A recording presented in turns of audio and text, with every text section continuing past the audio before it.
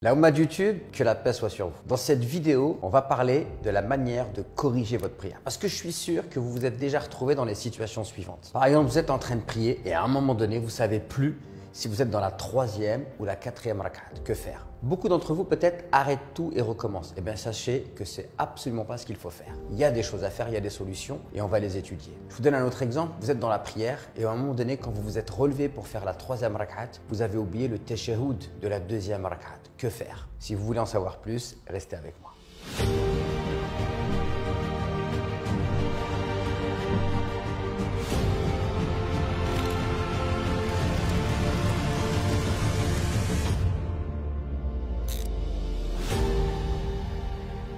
Pour pouvoir comprendre ce que je vais vous dire dans cette vidéo, il y a un prérequis. Le prérequis, c'est de considérer que dans la prière, il y a différents actes qu'on va accomplir qui n'ont pas le même statut. Il y a des actes dans la prière, on appelle ça des piliers. C'est des piliers de la prière. D'autres, on dit que ce sont des actes obligatoires de la prière. Et enfin, d'autres actes sont considérés comme des sunan, c'est-à-dire des actes surérogatoires. Le premier acte, celui qui est un pilier, si vous l'avez oublié de manière volontaire ou involontaire, il faudra corriger votre prière. C'est-à-dire que si vous avez oublié un acte qui relève d'un pilier de la prière, on ne considérera pas que votre rak'at soit valable, il faudra la refaire. Et on verra exactement comment. Par contre, un acte obligatoire de la prière, si vous l'avez négligé de manière involontaire, alors votre rak'at ne sera pas à refaire, il faudra simplement la corriger par les prosternations de la distraction.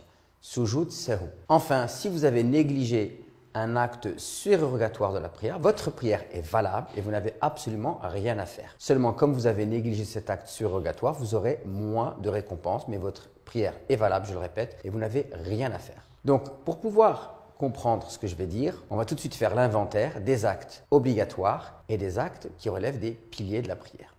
Donc, prenez vos stylos et vos cahiers. Comme à l'école, on va noter les piliers de la prière. Alors, il y a des divergences parmi les savants. L'objectif ici, ce n'est pas d'évoquer toutes les divergences, c'est de vous simplifier la tâche. Donc, je vais essayer de prendre ce qui fait l'unanimité. Même s'il y aura toujours la possibilité de chipoter, tant le droit musulman est riche, vaste et il comporte des approches et différentes manières de voir les choses.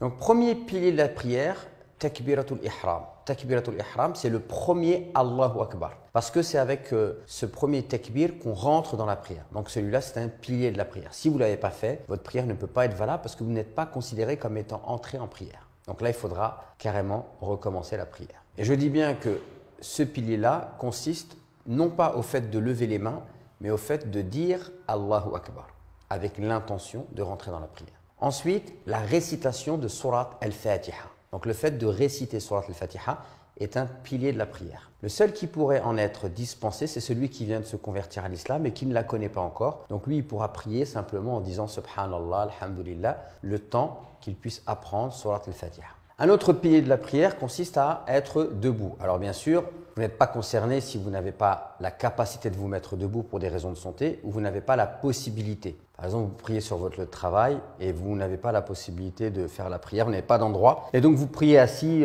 par discrétion, là, vous n'êtes pas concerné. Mais en dehors de ça, pour les prières obligatoires, le fait de se tenir debout est un pilier. Ce n'est pas un pilier pour les prières surérogatoires, puisqu'il est possible de faire ces prières surérogatoires assis, mais vous aurez tout simplement moins de récompense. Ensuite, vous avez ce qu'on appelle en arabe al-ruku', c'est-à-dire l'inclinaison. Quand vous êtes debout, que vous récitez, que vous vous mettez comme ça. Ça, c'est aussi un pilier de la prière.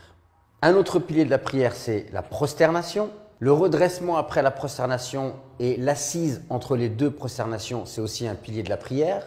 Le dernier tashahhud est un pilier de la prière. J'ai bien dit le dernier, pas le premier. Dans chaque prière, vous avez toujours deux tashahhud. Le premier n'est pas un pilier de la prière. Et c'est très important parce que si vous oubliez le premier ou si vous oubliez le deuxième, vous n'allez pas faire la même chose pour réparer votre prière. Donc si vous avez oublié le dernier tashahhud, eh bien le dernier, c'est un pilier de la prière. Le fait d'être assis pour le réciter, la salatul ibrahimiyya, c'est-à-dire Allahumma salli ala Muhammad wa ala ali Muhammad, kama sallayta ala Ibrahim wa ala ali Ibrahim, Allahumma barakta ala Muhammad wa ala ali Muhammad, kama barakta ala Ibrahim wa ala ali Ibrahim fil alamina innaka hamidun majid. Cette prière qu'on appelle salatul ibrahimiyya, la prière sur le prophète, est un pilier de la prière pour certains savants, donc vous devez absolument la réciter dans le dernier tashahhud.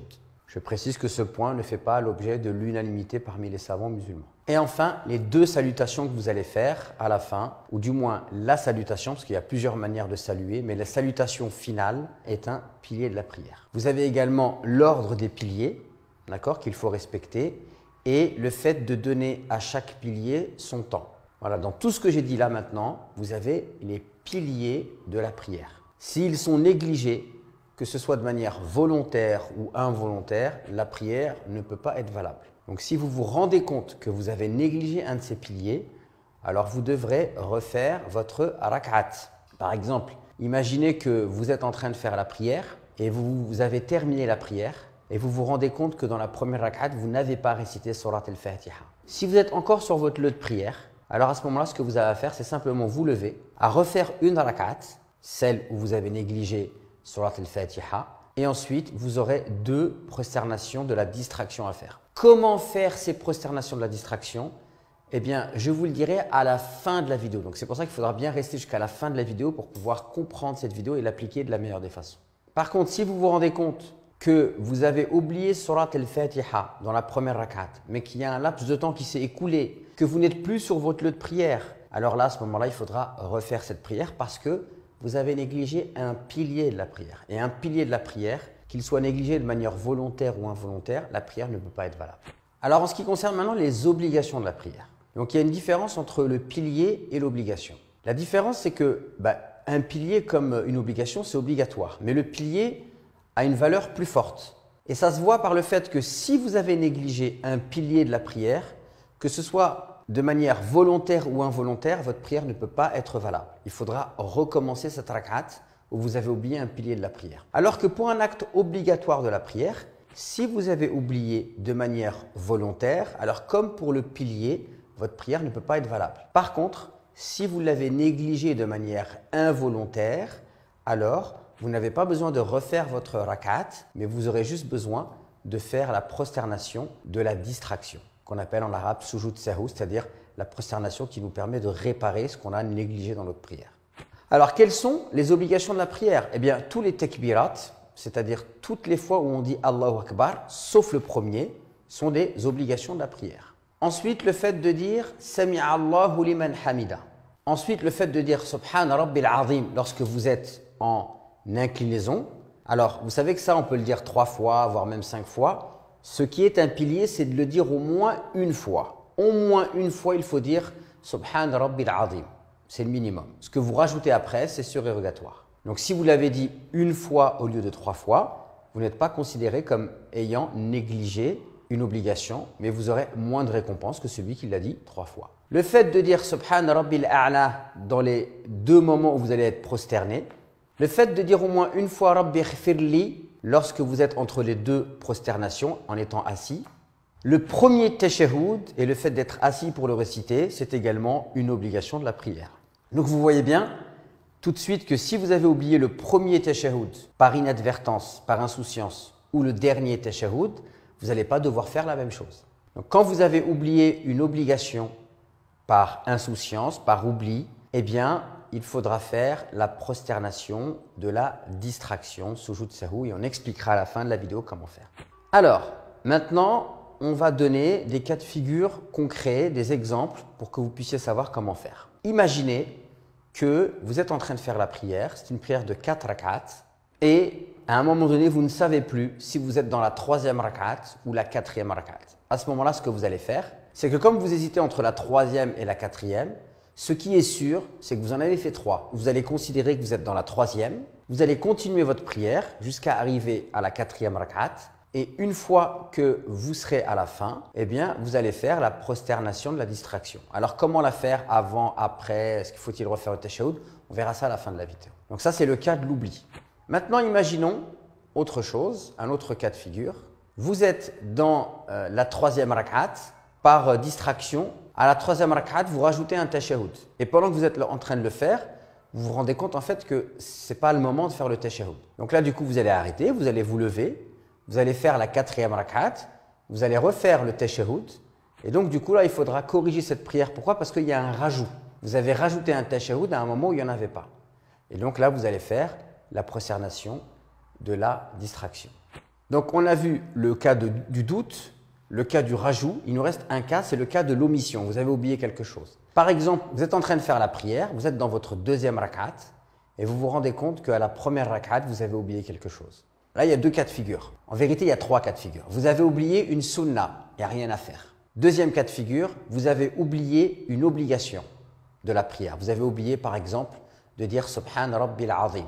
Donc, qu'est-ce que vous allez faire? Vous allez continuer votre prière normalement et à la fin, vous ferez la prosternation de la distraction. Maintenant, troisième cas de figure, vous avez oublié un pilier. Si vous avez oublié un pilier, alors vous serez dans l'obligation de considérer que la deuxième rak'at dans laquelle vous êtes, c'est la première, de ne pas prendre en compte la première que vous avez faite, puisque vous avez oublié un pilier, donc elle ne compte pas. Et vous allez faire votre prière normalement et à la fin, vous ferez la prosternation de la distraction.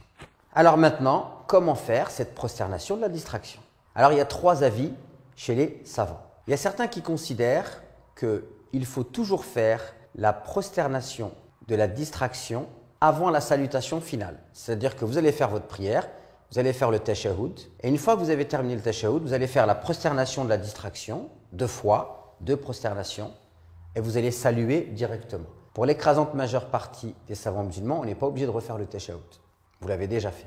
Ça, c'est le premier avis. Le deuxième avis, c'est de considérer que la prosternation de la distraction se fait toujours après la salutation finale. C'est-à-dire que vous allez faire le tashahhud, d'accord? Vous allez saluer, vous allez faire deux prosternations de la distraction et vous allez resaluer. Et enfin, chez les malikites considèrent que si vous faites la prosternation de la distraction parce qu'il vous manque quelque chose dans votre prière, eh bien, vous allez faire la prosternation de la distraction avant la salutation. Et si vous allez faire la prosternation de la distraction parce que vous avez rajouté quelque chose dans votre prière, vous allez la faire après la prosternation de la distraction. Mais ce qu'on peut dire, comme ce sujet est compliqué, et je sais que c'est un sujet qui perturbe les gens, peu importe la manière dont vous allez la faire, cette prosternation de la distraction, Inch'Allah, c'est valable. Parce que vous l'avez vu, les savants divergent. Moi, personnellement, je trouve que l'avis le plus fort, c'est l'avis des malikites, Wallahu a'lam. Mais voilà, je sais que c'est un sujet complexe qui embête les gens. Si vous avez pris l'habitude de faire d'une façon, vous n'êtes pas obligé de la changer, surtout si vous vous sentez bien et que vous êtes rassuré et que ça ne vous met pas le doute. Je rappelle que la prosternation de la distraction, c'est une facilité qui est donnée et une miséricorde qui est accordée par Allah et son prophète pour que le croyant puisse accomplir sa prière et sécuriser sa pratique religieuse. Donc on n'est pas là pour rendre les choses, des choses que Allah et son prophète ont voulu simples, on n'est pas là pour les rendre compliquées. D'ailleurs, pour terminer, j'aimerais tout simplement vous citer un hadith dans lequel il est dit que le prophète, un jour, il a fait la prière du Asr. Et quand il est arrivé à la deuxième rak'at, il a salué. Et il s'est levé. Et là, il y a quelqu'un qui s'est levé qui lui a dit « Ô prophète d'Allah, est-ce que la législation a changé? Pourquoi tu as fait 2 rak'at pour l'Asr ?» Le prophète s'est rendu compte qu'il s'est trompé, donc qu'est-ce qu'il a fait? Il est retourné à son lieu de prière, il a complété la prière et après il a fait la prosternation de la distraction. Donc c'est bien la preuve que c'est même arrivé au prophète, et le prophète, il a fait cette prosternation de la distraction. Donc profitez de cette facilité qui est accordée par le prophète, de cette miséricorde, et ne cherchez pas à vous rendre les choses difficiles, à vouloir tout le temps recommencer la prière. Parce que là, il y a un grave danger. Il y a des gens, dès qu'ils se trompent un petit peu dans la prière, ils arrêtent tout, ils recommencent. Et parfois, ils peuvent passer comme ça plusieurs fois à refaire leur prière. Ils tombent dans un cycle infernal. Et ça, c'est un piège satanique. Parce que comme ça, Satan, il vous rend extrêmement complexe et tortueux l'accomplissement de la prière. Et le but du jeu, c'est que ça devienne tellement lourd qu'à un moment donné, vous lâchez tout parce que c'est trop dur. Donc oui, on a pour objectif quand même de se concentrer quand on fait la prière. Oui, on essaye d'apprendre à mieux se maîtriser, à mieux maîtriser ses pensées. Mais en même temps, on est des êtres humains, on apprend et on peut avoir des moments où on est distrait. Et donc, on a cette facilité et cette chose qui a été légiférée par le prophète de l'islam pour faciliter la pratique de la prière aux croyants. Donc voilà, j'espère que cette vidéo vous sera profitable. N'hésitez surtout pas à la partager et je vous dis à très vite pour de nouvelles vidéos.